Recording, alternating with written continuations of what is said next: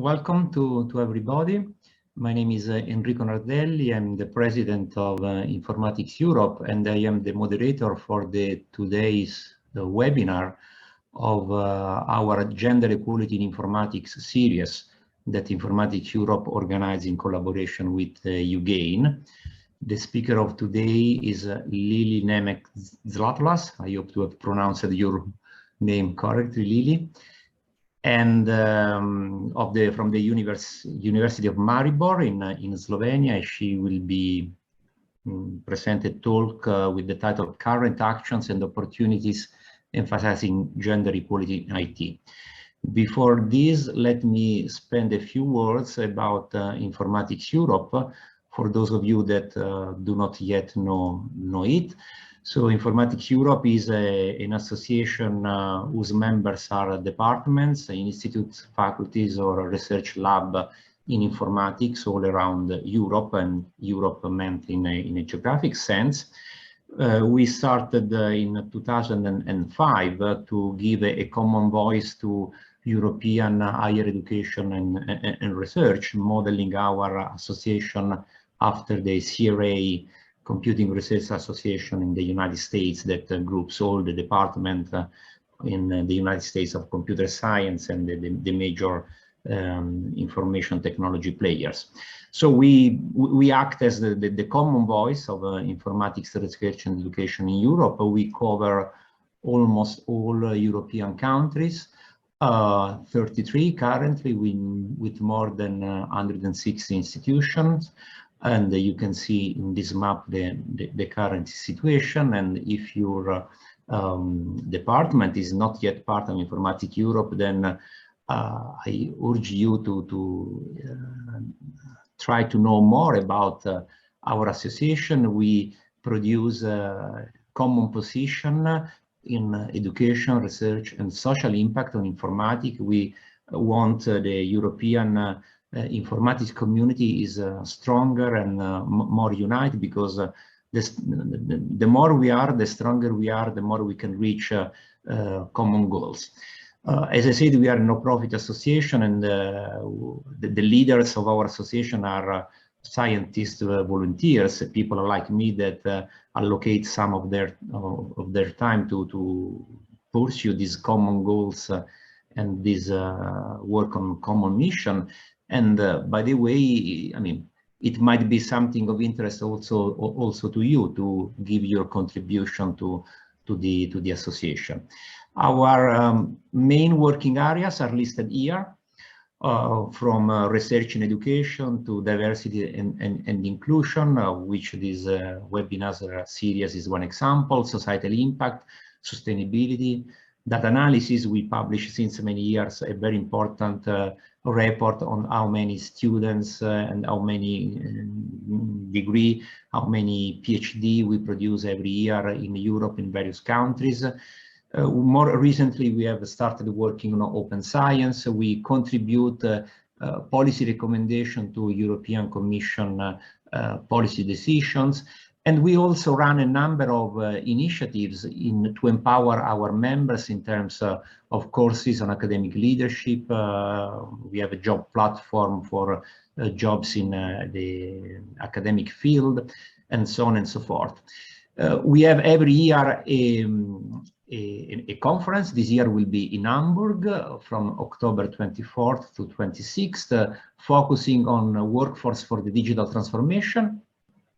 And for those of you that are early in their career, please consider that on Monday, October 24th, we have an early career research workshop, which is focused exactly on people which is in the beginning of their career, while on Wednesday we have a workshop focusing on gender diversity, which is a wire UGAIN workshop.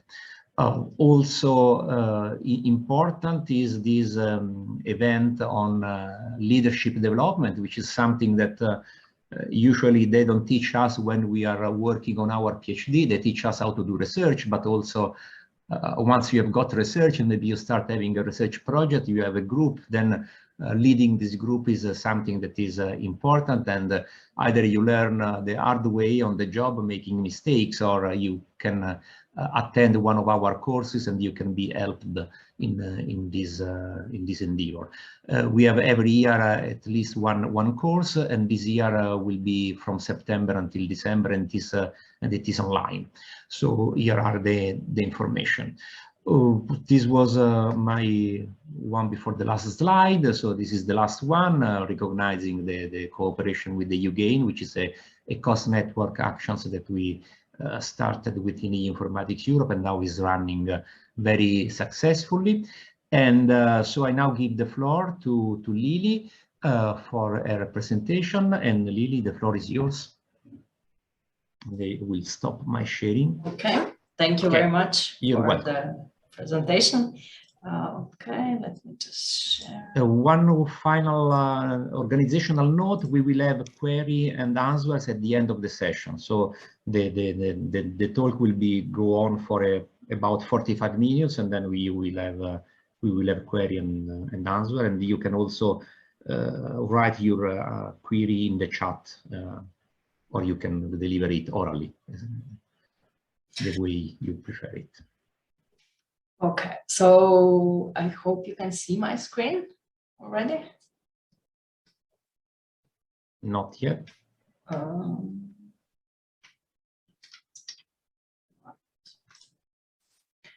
okay. I forgot to see. Yes. Share. Okay.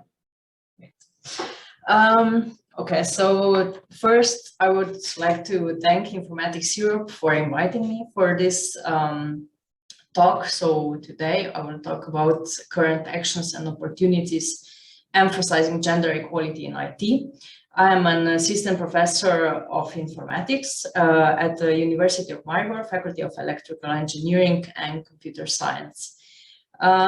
So first, something just shortly about me. I'm assistant professor and also teaching assistant, and I work in the courses on databases, fundamentals of information security, fundamentals of web programming, and so on.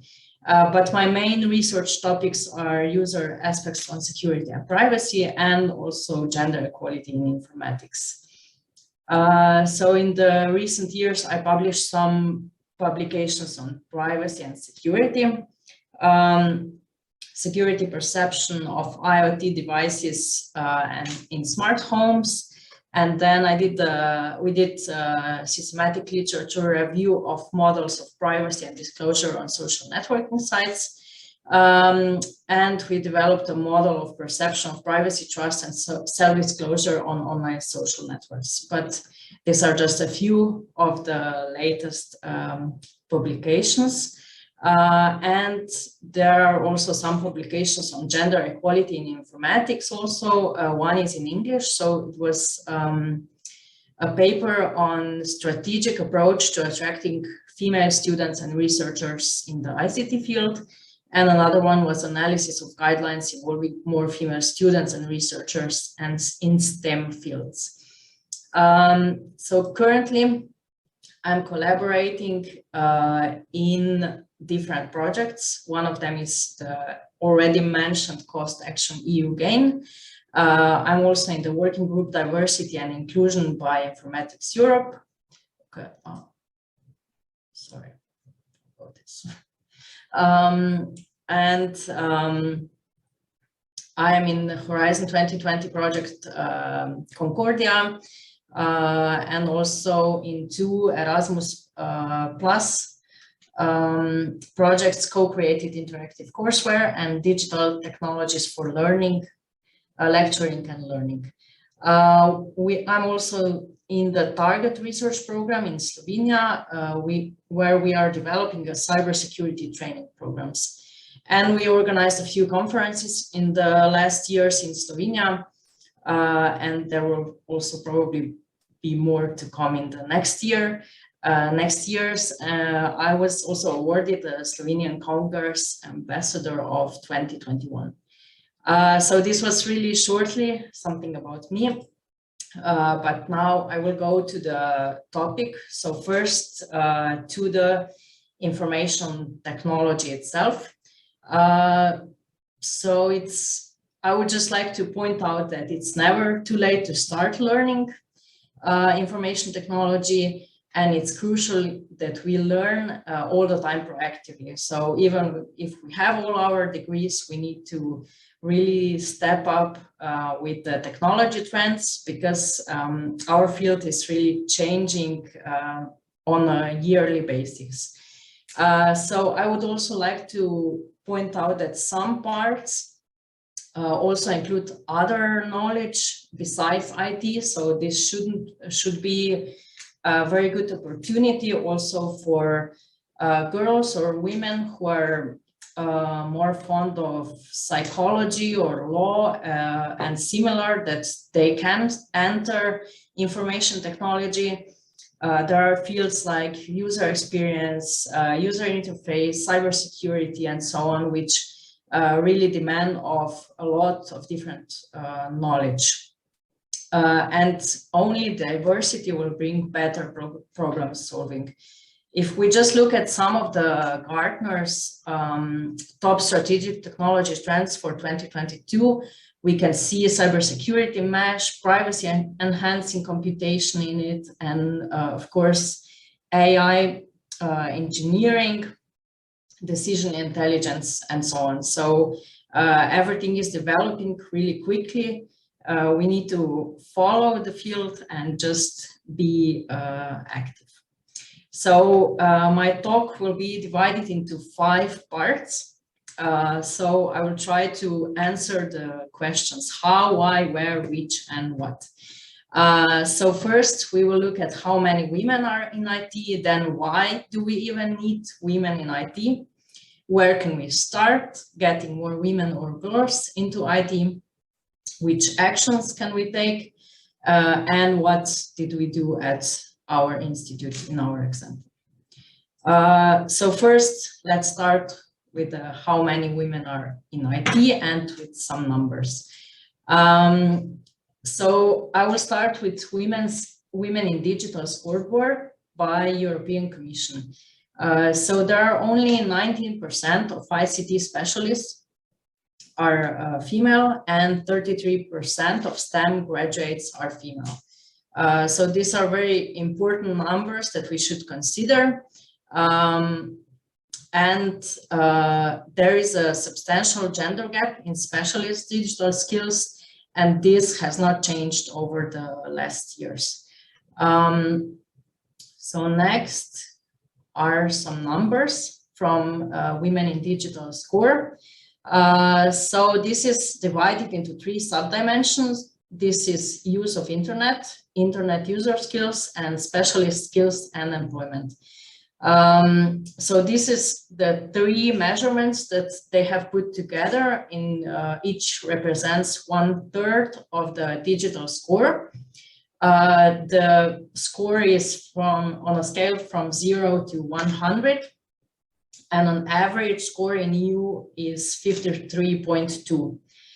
So this is for women who are and their use of internet and their internet skills, and also women who have specialist skills. So this means ICT specialists and so on.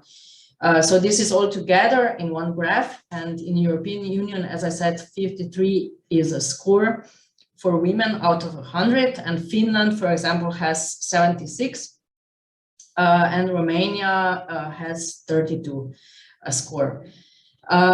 This is now the same statistics, but on one map, where we can see really high advancements in the Northern and Western Europe, and maybe a bit less in the South and East.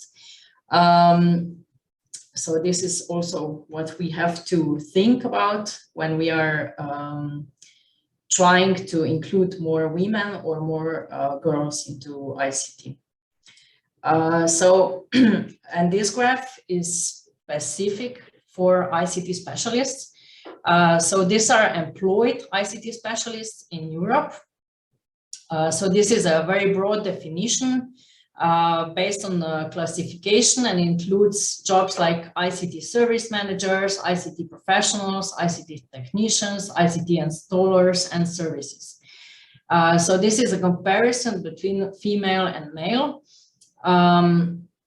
So there is a substantial gender gap, as we can see in all of the countries in European Union, and in average there are a bit more than 6% of male and a bit less than 2% of female in whole European Union. Then another interesting fact is that there are more women university graduates in Europe, but they still remain underrepresented in higher paid professions. More women than men work in low paid jobs and sectors and in lower positions, and discriminatory social norms and stereotypes about women's and men's skills and the under-evaluation of women's work are some of the contributing factors to this. Then next, the digital transformation that's going on around us is very important in this context, and with this rapid transformation and digitalization of the economy and the labor market, 90% of jobs require basic digital skills. And again, one paradox or phenomenon where we see that girls outperform boys in digital literacy. And this paradox will be addressed in the Digital Education Action Plan, and also through this Women in Digital Scoreboard will be used more systematically to get more girls into the ICT and digital professions. And there was another study by Microsoft where we can see that girls are interested in STEM. Sometimes I will be mixing a bit STEM and ICT because it depends which statistics we can get. And of course, STEM is an umbrella over all the technology studies. So girls are interested in STEM at the age of 11, and they lose their interest by the time they are 15. So this is something we should really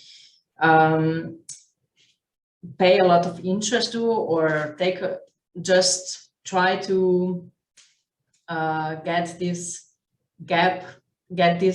graph going upwards from the age of 11, not going downwards at the age of 11. Then again, when they start to study, they start to get more interest, but they have very high interest at the age of 11, and they just lose it until the age of 15. They lose a lot of their interest in STEM. And another study of women working in 2022. So we said we are now focusing on how many women are in IT and on some numbers. There was a Deloitte study with 5,000 women in the workplace across 10 countries.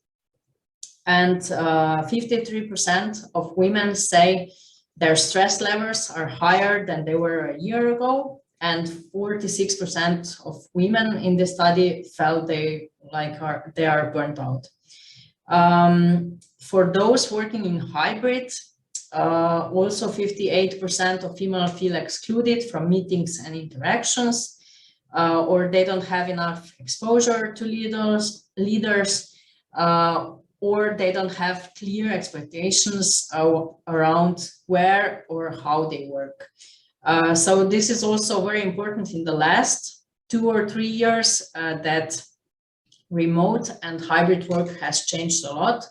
This was again a study by Gartner, where we can see that hybrid and remote work does not guarantee benefits to all employees, and it can potentially worsen diversity, equity, and inclusion. So this is very important that we are aware of this fact. And also 76% of managers said that on-site employees are more likely to be promoted than remote workers. So we could get, again, a bigger gender pay gap if we don't act now.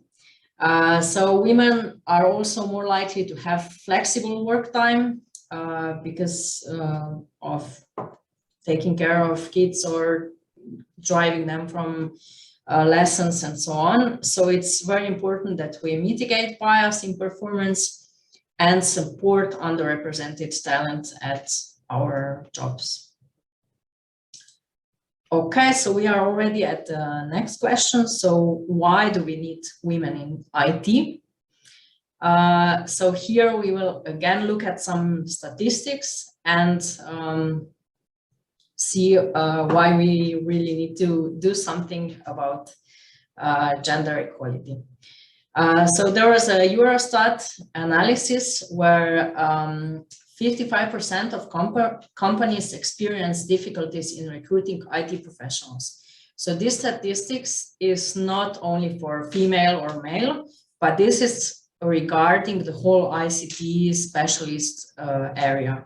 So everyone who is working in ICT specialist, it was very hard for some 55% of the companies to recruit the IT professionals.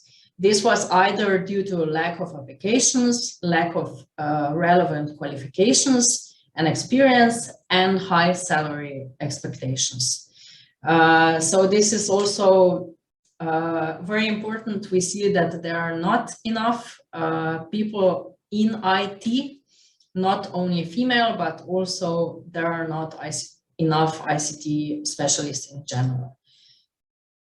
And why do we need, again, women in STEM fields? 65% of the jobs of our children what our children will do don't exist yet, and many of them will be in STEM. So this is very important. So we know that when we were growing up, there were a lot of the jobs that exist today didn't exist at that time. And it will be the same with our children, just that their jobs will be even more connected to STEM. So STEM jobs have the power to change the world. And if STEM positions won't be possible to fill, we will be missing out on innovations.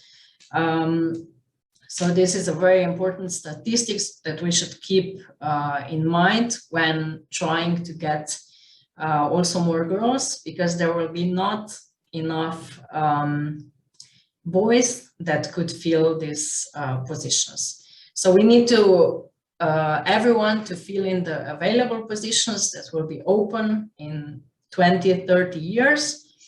And we also need to know that the products we are developing are used by everyone. So they should also be developed by diverse groups. Okay. So, for example, if we are developing some product and only 35 or 30 to 40 years old male engineers are developing the products, maybe they won't be thinking of some things that someone else would be using. So it's very important that when we are developing within diverse groups, not only women and men, but it should also be tested on the groups that the products will be used on. So diverse groups are, it was proven that diverse groups are better at solving problems than homogeneous groups, and they generate more revenue. They inspire future generation to attract more females in IT, have higher levels of productivity, and have better job satisfaction. So this is very also important that we take into account when we have an IT company, that we just focus on developing diverse, on creating diverse groups. So again, what are even the issues that women are facing in IT? These are gender pay gap, as we already said, and then stereotyping. This is, for example, that someone thinks that IT is only for men, and there is still some unconscious bias where we just learn some attitudes or stereotypes that exist in our subconscious and can involuntarily affect the way we think and act.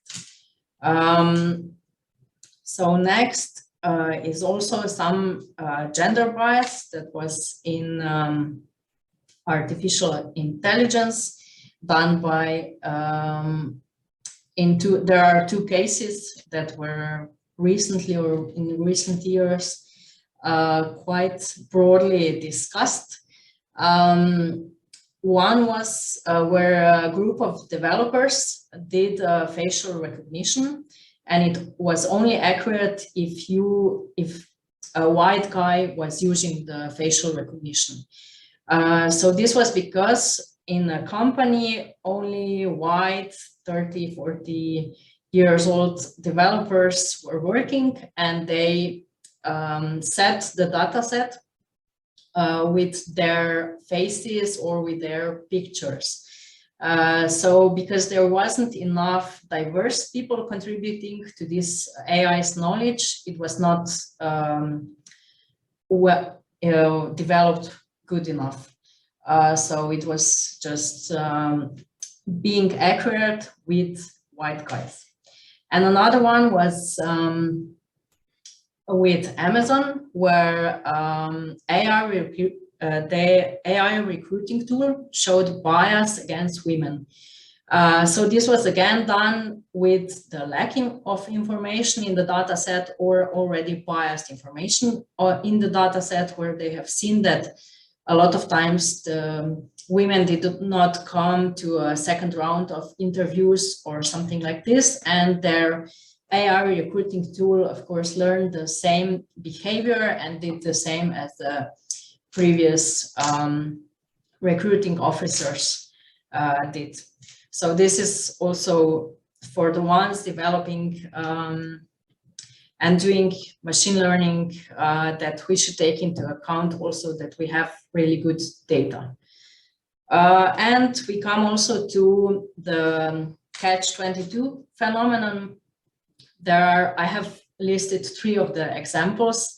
So catch-22 is some irrational, circular, impossible situation, or some situation for which the only solution is denied by circumstance inherited in the problem. So this simple example would be, I'm looking for a job, but I need experience to get this job, or for experience, I need a job. So I'm in a loophole that I cannot get out of because I cannot get a job, or I cannot get any experience.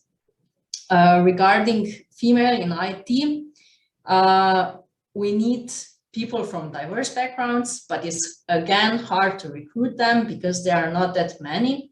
So this can reinforce IT stereotypes and results in younger females not to take career in IT. So if they don't see some role models or someone who is already in IT, the girls might not enter this field because they don't see anyone beforehand succeeding.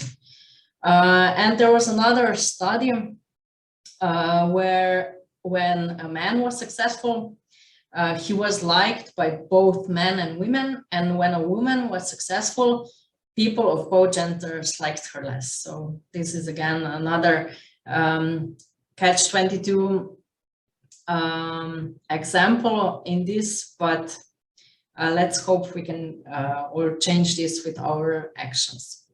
So we will go to our actions. Where can we start? First, I will tell just something of in which groups I'm involved in and shortly describe them. And then we will go further to our actions. So I'm in a working group diversity and inclusion, as I already said, in Informatics Europe. And we are trying to improve gender balance and diversity in informatics. This is quite a new working group, so it has just started working. So I would suggest just anyone who is interested that maybe you can send an application form or anything and get some ideas. Then the next one is EU GAIN. So this is Cost Action European Network for Gender Balance in Informatics. I'm involved in working group 3 from PhD to professor. And we have developed a survey on gender balance in informatics. It's still active, so I will, at the end of the presentation, maybe give you this link. If we have extended the deadline for submission until the end of August. So this is 10 to 15 minute survey where we are collecting best practices and will develop a booklet. And we are looking for answers from members of STEM related institute and faculties, and from someone that has some knowledge on gender equality practices inside the department or faculty. So I would really appreciate if anyone who hasn't done the survey maybe spreads it around and does this during the summer. And the next is we have developed within the working group a booklet of best practices from PhD to professor was developed, which is already online, and there will be another updated version after the survey results will be presented. Next is Concordia project, where I'm involved in women in cybersecurity task. This advocates for the involvement of more women in the field of cybersecurity, which is, as I said, not only computer science, it can be also psychology, law, and so on. There was a manifesto for today developed within this task, and currently there is a call for Concordia Women's Awards open, and I will also post the link at the end of the presentation to this one if anyone is interested. So we are trying to celebrate women in cybersecurity, and there are 3 categories: entrepreneurship, education, and industry. The call is open, it was just opened and will be open until 9th of September. Next, I'm also a co-founder of the initiative Ladies in Informatics, which is working at our faculty of electrical engineering and computer science, but is not only close to our faculty. We are very fond of connecting with anyone who would like to join us. Our goals are to advocate gender equality in STEM fields, collaborate with other female researchers, promote female success stories, motivate female students to enroll in STEM studies, support career building, and encourage healthy and balanced work environments. And next, I'm also in the Ona ve. This is in Slovenian, but this means she knows. This is also an initiative based on the Swiss Female Expert Group. In Slovenia, women represent only 24% of media appearances, even though they represent half of the population. And this is a Slovenian association for connecting female expertise and promotion of knowledge. So this is not only connected to IT, but in general, where media can find female who are specified in specific areas, I don't know, from health to IT or anything like this, and they can just contact us if we would be able to come to a TV interview or anything like this. It was established to increase the share of women appearing in Slovenian media and at public events. And there is an interesting fact that 2 of the founding members of Ona ve are now running for the president of Slovenia. So maybe our next president will be female. There are also a lot of other initiatives that connect women in STEM and or encourage girls to get into IT. So here are just a few. I hope I haven't excluded any of the most important ones. So IEEE Women in Engineering, ACM Women, Women for Cyber by IXOM, Girls Who Code, She Leads Tech Isaka, and then Bara presented in the last webinar already Chiquitas. So there's a lot of information on this already on Informatics Europe. And our action should be that we just join some initiative and help or get ideas on how to improve the status of the institution, or the how to get more girls involved in ICT, or how to get more women on higher positions, or whatever you are passionate about. I think it's great that we just join and start thinking and start acting. So which actions can we take? So currently, I will just go to European Commission priorities. So there are two priorities that are very important for us. One is gender equality, which is under 5 and appears in more regions of European Commission priorities. And there is also number 10, which is reduced inequalities, which also appears in more of the priorities of European Union. So this is your European Union implementation of United Nations 2030 agenda. And currently there is gender equality strategy in 2020 to 2025 being run. And Ursula von der Leyen, President of the European Commission, said that gender equality is a core principle of the European Union, but it's not yet a reality. In business, politics, and society as a whole, we can only reach our full potential if we use all of our talent and diversity. Using only half of the population, half of the ideas, or half of the energy is not good enough. And with the gender equality strategy, we are pushing for more and faster progress to promote equality between men and women. So this is something that we should really consider and take into account. So all beneficiaries under Horizon Europe have to put in place the gender equality plan. Before, it wasn't such a requirement, but now it's really a requirement for every organization interested in bidding for funding under Horizon Europe. So following their guidelines, a lot of institutions have been establishing gender equality plan in the last years, because this has been a priority to get funds from the Horizon Europe program. So it's important that we first establish this gender equality plan and then do some data collection and monitoring of the progress.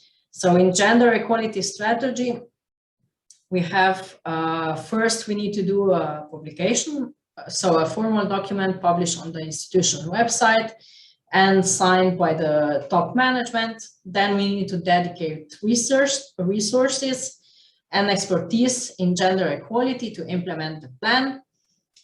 Then we need to do a data collection and monitoring. So we need to do all gender disaggregated data on personnel, students, and annual reporting based on the indicators we have set. And then we need to do training of awareness, raising awareness training on gender equality and unconscious gender bias for staff and decision makers. So within this, it is recommended that gender equality plan addresses the following areas. So one is work-life balance and organizational culture, then gender balance in leadership and decision-making, then gender equality in recruitment and career progression, integration of the gender dimension into research and teaching content, and measures against gender-based violence, including sexual harassment. So I will just put our gender equality plan and our objectives from University of Maribor. I wasn't active in developing the gender equality plan, but I'm fully supportive of the objectives and everything what was in the action plan of the University of Maribor. So, for example, there are a few objectives where we can see anyone can get maybe good ideas also for their institutions, or maybe you can also comment on what we are missing or anything like this. So for first objective is education and awareness raising on the importance of gender equality for the proper functioning of university. Then improved gender balance in decision making positions and in bodies of the university and the faculties, then gender equality in recruitment, and zero tolerance in all forms of discrimination, equal opportunities for career advancement, and reconciliation of work and private life, and introducing the gender inclusive language use at all levels of University of Maribor operations. And the library should be well equipped with gender studies literature. So how this gender equality plan was actually established and what this focus group is doing. They are interviewing different employee groups, for example, pregnant women, students, young mothers, disabled, women in STEM, fathers with paternity leave, and LGBTIQ community. There is another thing that I find very useful and hope that some action will be taken in place in this area. So if we want to be elected as an associate professor, someone needs to go abroad at one location for 3 consecutive months after finishing their PhD, which can be a lot of time challenging for young mothers with no financial support offered. So they're trying to get financial support. This can also mean, of course, for young fathers who take kids with them on 3 consecutive months leave at another institution. And also they will take into account COVID-19 pandemic when a person is checked every few years if you have had enough publications. And then there is also a plan to include flexible working hours and afternoon childcare, because many times teaching assistants or professors have afternoon lessons, and it's a bit hard to get childcare for kids during those hours. So most importantly, out of these gender equality plans, I believe it's important that we know that a plan without an action is not a plan. It's only a speech, and we should really proceed with following plans, measure the goals that need to be measurable, reflect on our indicators that we have set in the gender equality plan, and we can found new initiatives, establish projects reducing gender gap.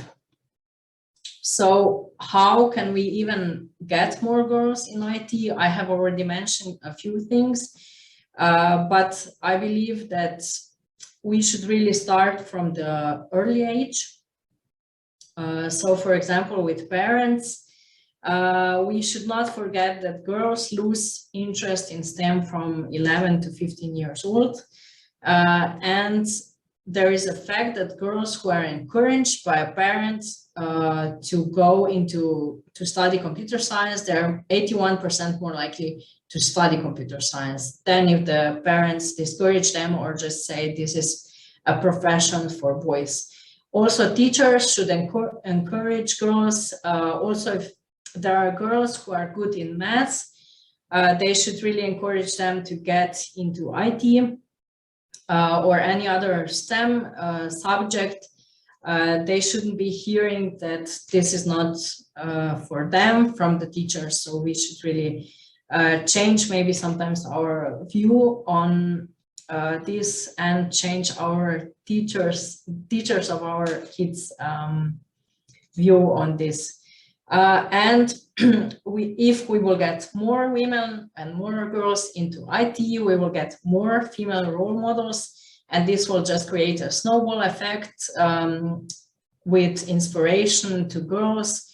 They will see that they can be successful in this field, and they can enter the field. And we should organize a lot of hands-on experiences within the educational system and workshops or summer schools outside. And we should encourage girls to use STEM knowledge in everyday life. and do this also in our courses in primary school. So this really depends on which country you are situated in, but in some countries this is still not the biggest priority, and it should be already 10 years ago, but let's just act now when it's still when we have time. And we can also promote that IT jobs are usually well paid. So I will shortly summarize what we did at our initiative. So we founded the initiative Ladies in Informatics in 2018, and it unites female scientists with related research interests in the ICT domain. So we are always open to welcome new female researchers and student members. I have 40 minutes. Yeah, I have 5 minutes. Yeah, okay, yes. Great. Thank you. You're welcome. And we are welcoming new female researchers and student members in our initiative. So number of female employees has increased by 129% in the last 10 years, which was done also by raising awareness, and we are trying to raise awareness on careful career planning, healthy and supportive work environment, creation of strong collaborations, and actions to attract female researchers into IT. So we had some role models and success stories that we were promoting. One of our members was awarded Female Engineer of the Year 2019 in Slovenia. This is a very prestigious title and got really a lot of media appearance. And another member was the first ever female contestant to win both competitions. So IEEE Slovenia and IEEE Region 8 Student Paper Contest Award. They existed over nearly 30 years, and she was the first ever female contestant. So we are very proud of our initiative members, and they got really a big media coverage. And we feel that these success stories have brought more female students into our faculty also. So it's also, we have high success of researchers and professors holding a PhD with numerous publications, excellent scores for pedagogical work, and high percentage of leading international projects at our institute. And we have organized also a roundtable on challenges and raising awareness of women in IT. And there is another thing that this is not only connected to our initiative, but we support this, that at the University of Maribor, maternity leave is already considered when a candidate is being evaluated for their success criteria. So this is also one thing that was published in a checklist in a publication, More Women in Informatics Research and Education by Informatics Europe. So we have taken this actually as a Bible to our initiative. There were really a lot of ideas in this booklet by Informatics Europe. They are divided into 6 different criteria, and there are a lot of actions, and we are just monitoring them strategically from these publications. So I will not read all of this, but this More Women in Informatics Research and Education by Informatics Europe is divided into recruiting female students. So we can present some example stories about women with successful careers. Then we have recruiting women, that we have flexible terms of employment and interviewing women, where we should ensure at least 30% of the committee consists of women, and there should be 18 months per child since PhD completion for mothers considered when they are being interviewed.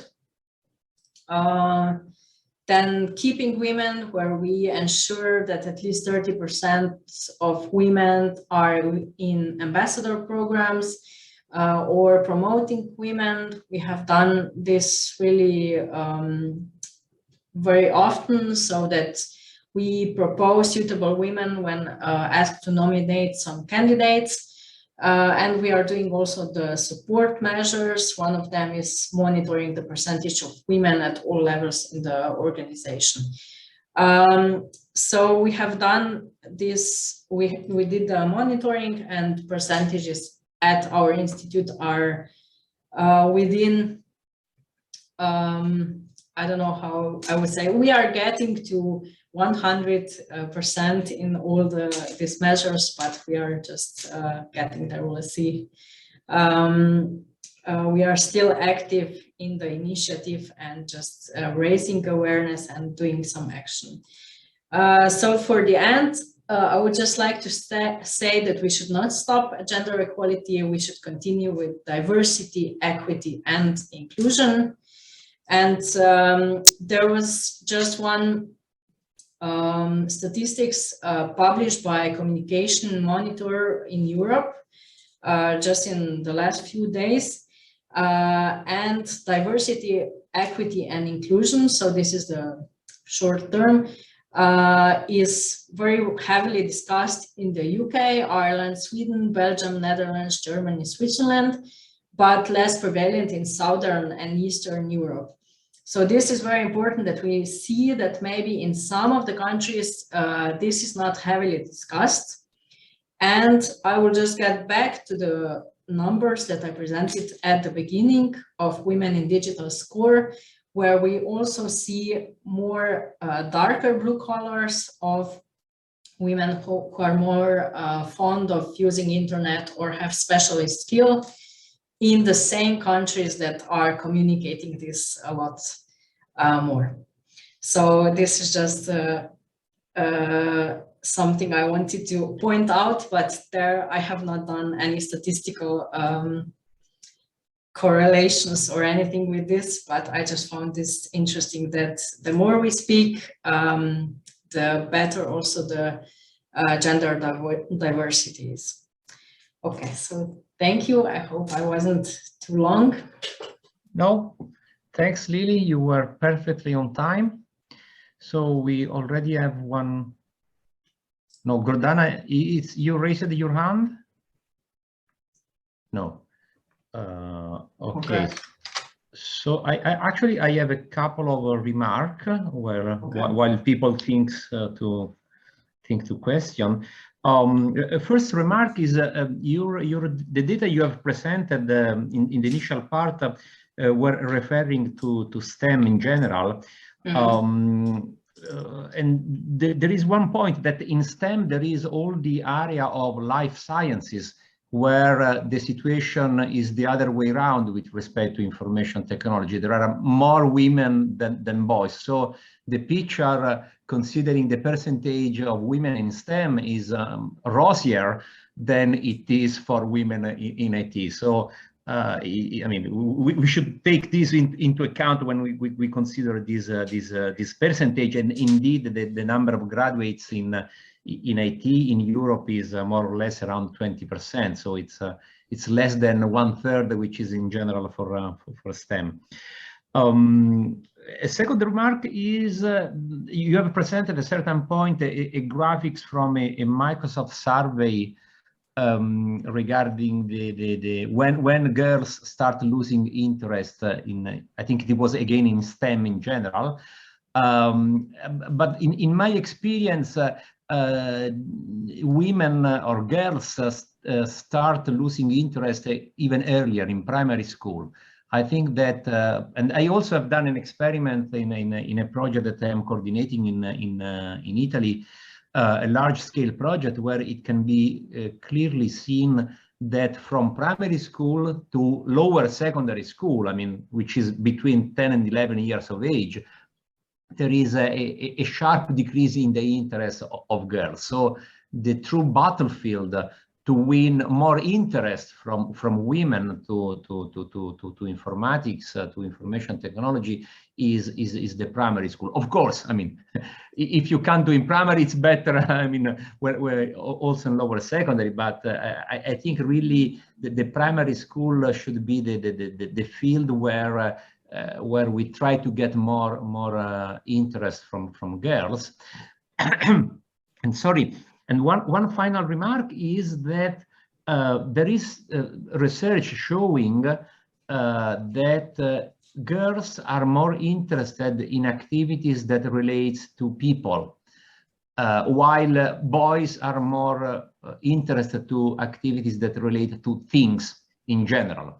So, and this is important because if we do some practice in informatics, and if we focus on the technicalities of some algorithm in itself, then probably boys will be attracted and women will not be, and girls will not be attracted. While if we focus on the purpose of this algorithm, I mean, to avoid the social discrimination, then it may be the other way around. Girls are more attracted with respect to boys. That's why it is important when focusing on the specific kind of educational activities that needs to be done with boys and girls in primary, lower secondary, to pay attention to this aspect, the different interests. Otherwise, I mean, we risk boring girls instead of attracting them. Okay, sorry, I paid a lot of remark, but no, thank you very much. Yeah, I agree completely. And with actually with this study from Microsoft, from the age of 11, we already have, so this is still our primary school in Slovenia until the age of 15. So I guess we should really start putting a lot more STEM subjects into from the age of 10 already, maybe 9 and on. So, or just do at least some summer schools or some Lego camps or something. Yeah. You may know that Informatics Europe, together with other computer science association all around the world, ACM, CPIS, and IKIP, has started this coalition called Informatics for All, whose main goal is exactly to push for informatics education in schools, starting from the early years in primary school. So we think that more or less, as soon as you start counting with numbers, you should start, I mean, playing with code or with programs or with computer in a scientific sense, not play just, I mean, using it operationally. Because it's not playing games, but just doing some algorithmic thinking. Yeah, algorithmic thinking. Yeah, exactly. Because I mean, like it happens in mathematics, there is a lot of abstractions going on that requires year of practice. So this is true for mathematics, and this, I mean, they fight for 5 years in primary school. They only work on, I mean, understanding the mechanics or the concept of the 4 operation, when you use the multiplication and when the division. So this is not easy, and they work a lot. And the same should go for informatics. So if there is no more question, I thank you, the speaker, Lili, and I thank all people in the audience for their participation. And follow us on the Informatics Europe website and the UGAIN website, and so that you will not miss anyone. Yeah, the slides will be uploaded, so everybody will be able to see the slide. Okay, so thanks again, Lili. Thanks to everybody, and have a nice evening. Bye-bye. Thank you. Bye-bye. Bye.